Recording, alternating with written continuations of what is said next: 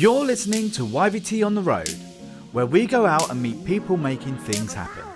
Today we're at How to Have Fun at Work, a training event brought to you by Funny Women, helping businesses inject a little joy into a working day.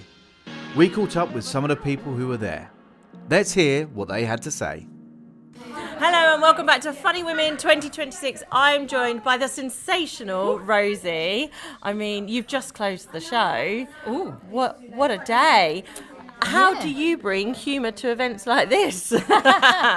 Well, I perhaps have to tailor my humour slightly, because when you're in a raucous weekend comedy night in an evening, it might be, yes, one might share some more saucy stories or a few swear words or whatever. And yes, perhaps at a very civilised sort of lunchtime event when you're closing a little sort of half-day business networking event, you know, it's maybe slightly different. But what I was saying in my set is that the ideas that I've researched for my two books, which look at the psychology of our human relationships, are really transferable to our workplace relationships as well. These ideas of sort of connection, compassion and empathy, respecting other people's boundaries and trying to communicate better with one another. So I think it's all very transferable stuff, whether you're talking about, you know, something a bit more saucy and fruity, like me doing comedy at a sex party, or whether you're talking about just, you know, working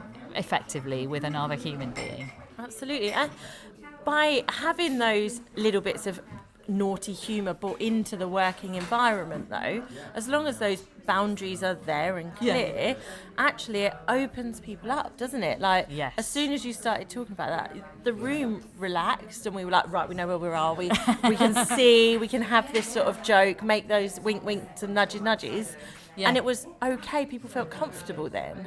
How important do you see that in business environments? I think humour's really, really vital. I mean, I obviously particularly look at breakups and adversity in our relationships and how heartbreak, and in particular a big breakup that I had, was really helped by getting on stage and talking about it, and other people going, oh my God, I had a breakup too. Or, you know, I was dumped by email, or I was dumped this way or that way. You know, I was ghosted, and sort of people sharing those experiences, especially now I've got a podcast where people come and share those experiences as well as the book. I think talking about things just helps you to process them and think about them and heal and move forwards in your life, move forwards positively. And by talking about it with almost an undercurrent of humour, like you say, it opens up people, and now people are actually reaching out to you and going, and opening up themselves. It's a form of counselling. It's like Patch Adams, isn't it? It's that moment of actually humour helps, humour fixes. Yes, yeah. Although, I mean, sometimes, of course, if someone starts telling you a really, you know, horrendous story of how about their divorce or something, you know, you have to sort of say, oh gosh, maybe speak to a professional relationship therapist. Although I have done Spoof couple counselling at an event once at the BFI, and I was asked to sort of put my little glasses and my lab coat on, and I had my sort of flip chart and notes and little graphs and charts and things, and I was giving people just silly couple counselling advice. I might have to get you for Ben. And I had quite a queue that formed, and they all said it was better than their actual couples therapist. I love that. I was like, Ben, where are you? We're going to do some spoof counselling.